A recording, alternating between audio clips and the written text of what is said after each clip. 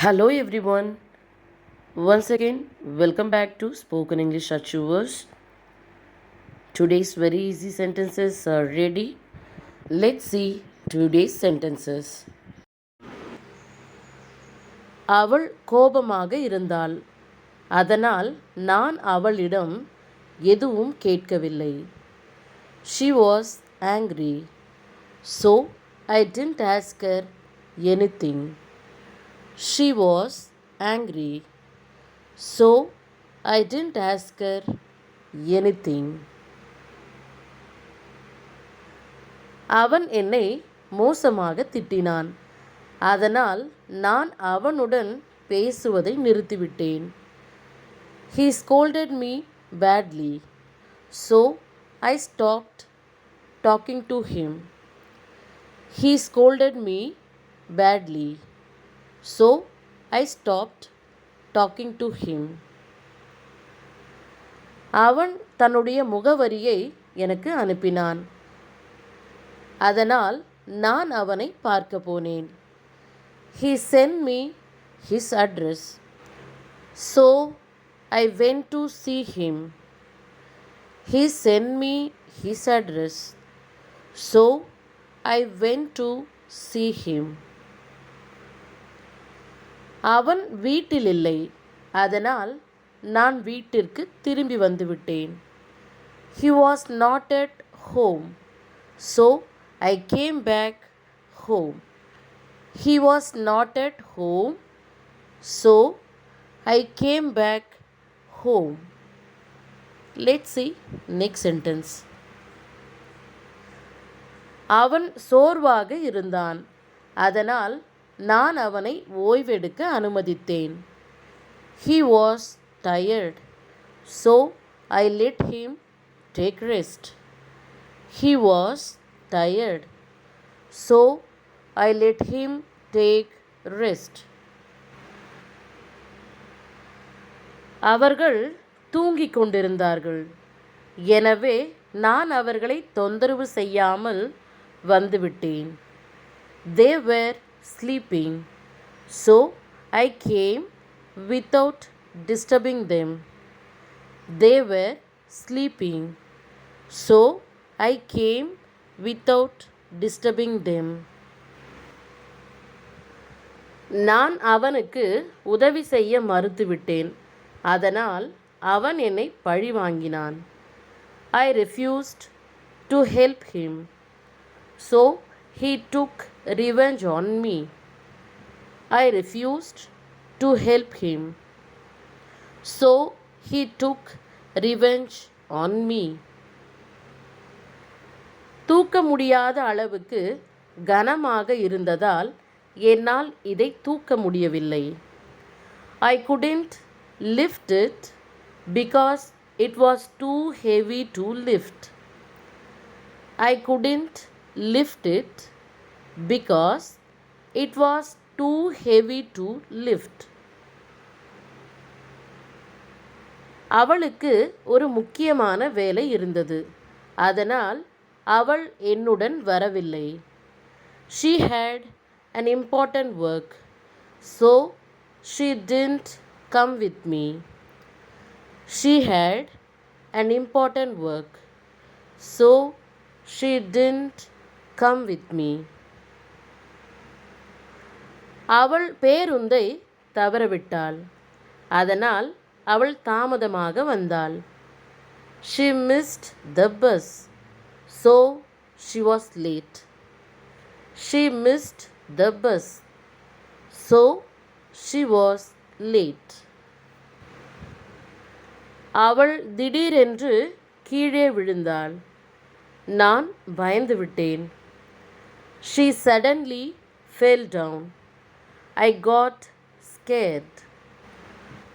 She suddenly fell down. I got scared.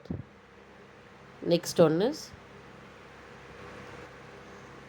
அவள் என்னை உள்ளே தள்ளிவிட்டு கதவை மூடினாள்.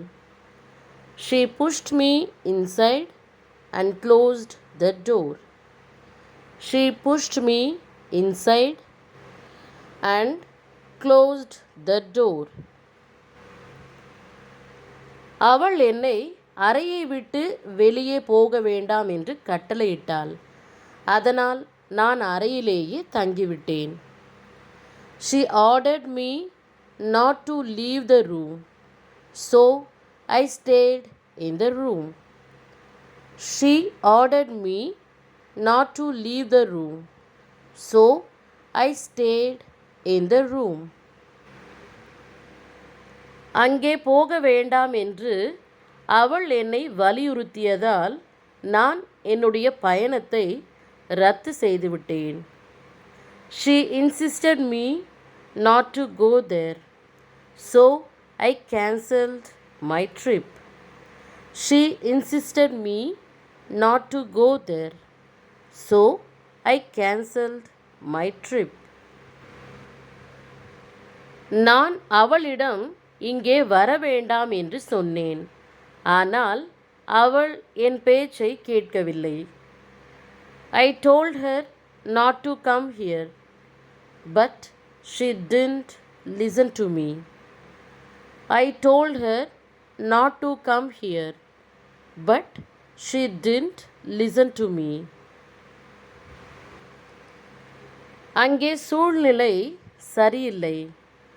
அதனால் நான் அங்கே போகவில்லை. The situation was not right there, so I didn't go there. The situation was not right there, so I didn't go there. Next one is,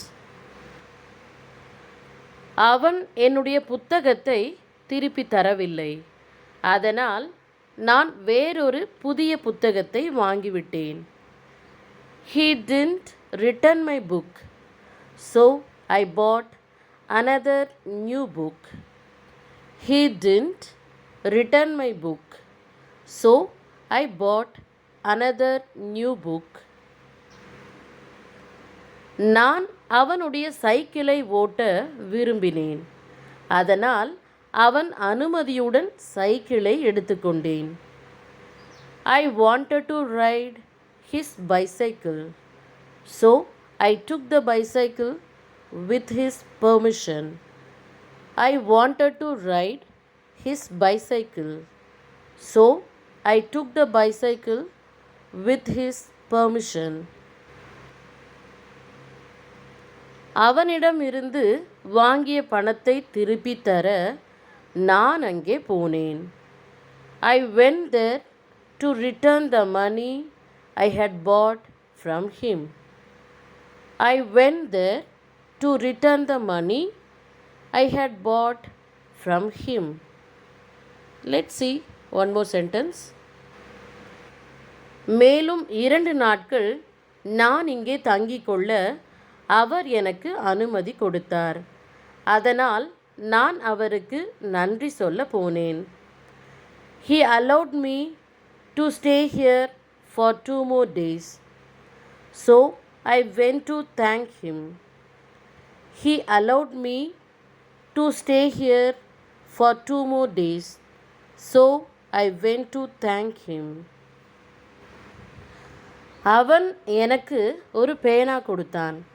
நான் பதிலுக்கு அவனுக்கு ஒரு புத்தகம் கொடுத்தேன். He gave me a pen. I gave him a book in return. He gave me a pen. I gave him a book in return. My dears, hope these sentences are useful to you. Thank you for watching this video. See you again later. Goodbye.